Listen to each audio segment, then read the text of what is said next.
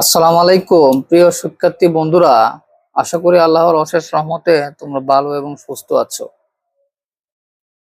তো আজকে আমরা বাংলা সাহিত্যের কতগুলো গুরুত্বপূর্ণ এমসিকিউ সমাধান নিয়ে এসেছি।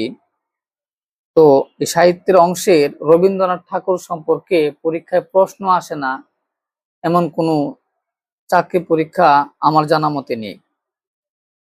অর্থাৎ খুবই গুরুত্বপূর্ণ একজন লেখক রবীন্দ্রনাথ ঠাকুর, তার সম্পর্কে আজকে আমরা কতগুলো গুরুত্বপূর্ণ এমসিকিউ সমাধান করব।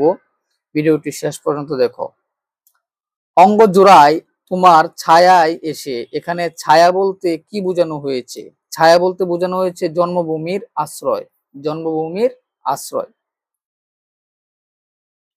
রবীন্দ্রনাথ ঠাকুর রচিত প্রথম কাব্যগ্রন্থ কোনটি? রবীন্দ্রনাথ রচিত প্রথম কাব্যগ্রন্থ হচ্ছে কবি কাহিনী। কবি কাহিনী হচ্ছে রবীন্দ্রনাথ ঠাকুরের প্রথম কাব্যগ্রন্থ। রবীন্দ্রনাথ ঠাকুরের প্রথম প্রকাশিত কাব্যগ্রন্থ কোনটি? প্রথম প্রকাশিত কাব্যগ্রন্থ হচ্ছে বনফুল। রবীন্দ্রনাথ ঠাকুর প্রকাশিত প্রথম কাব্যগ্রন্থ হচ্ছে বনফুল। কত বছর বয়সে রবীন্দ্রনাথ ঠাকুরের বনফুল প্রকাশিত হয়?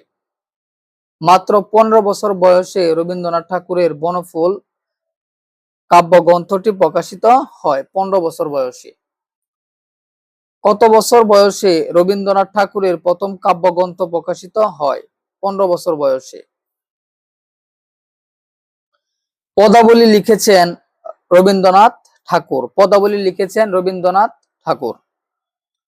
বানসিন্ন ঠাকুরের পদাবলী এর রচয়িতা কে? বানসিন্ন ঠাকুরের পদাবলী এর রচয়িতা হচ্ছে রবীন্দ্রনাথ ঠাকুর। 1 নম্বর দেখুন, 26তম বিসিএসে এসেছে, পরিসংখ্যান ব্যুরোর জুনিয়র পরিসংখ্যান সহকারী পরীক্ষায় এসেছে। খুবই গুরুত্বপূর্ণ। বানসিন্ন ঠাকুরের পদাবলীর ভাষা।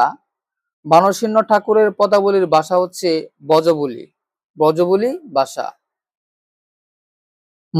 মরণ রে তুহু মম শ্যাম সমান পংক্তিটি রচয়িতা হচ্ছে রবীন্দ্রনাথ ঠাকুর। রবীন্দ্রনাথ ঠাকুর। মানসী কাব্যগ্রন্থের রচয়িতা কে? মানসী কাব্যগ্রন্থের রচয়িতা হচ্ছে রবীন্দ্রনাথ ঠাকুর। প্রেম, ব্যক্ত প্রেম ও গুপ্ত প্রেম কবিতা দুটি রবীন্দ্রনাথ ঠাকুরের কোন কাব্যগ্রন্থের অন্তর্গত? মানসী কাব্যগ্রন্থের অন্তর্গত।